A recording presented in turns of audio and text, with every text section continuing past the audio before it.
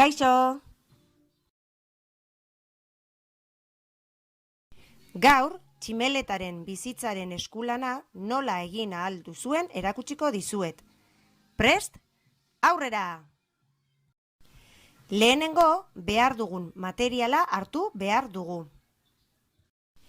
Tximeletaren arrautza egiten hasiko gara. Zen kutxa ebaki behar dugu. 2 zatitan. Arrautzaren zati biak margotuko ditugu. Gero, bata bestearen gainean jarriko ditugu arrautza moduan.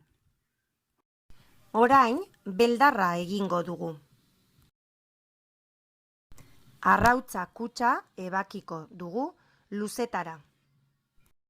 Nahi dugun koloreagaz margotuko dugu. Begiak eta ahoa margotuko dizkiogu. Beldarra eginda. Azkenik, tximeleta egingo dugu.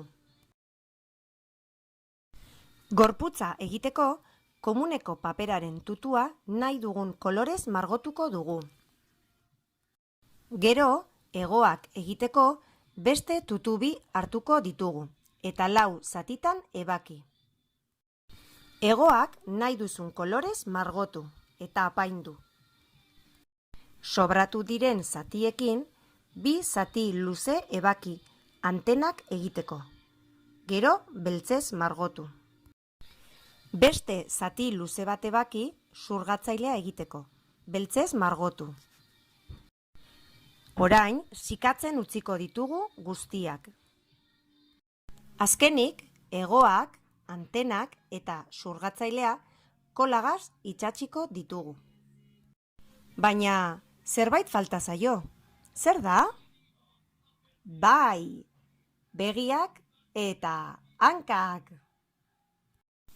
Begiak margotu eta hankak nahi duzuen erara egin. Tximeletaren bizitzaren pausu ezberdinak hauek dira.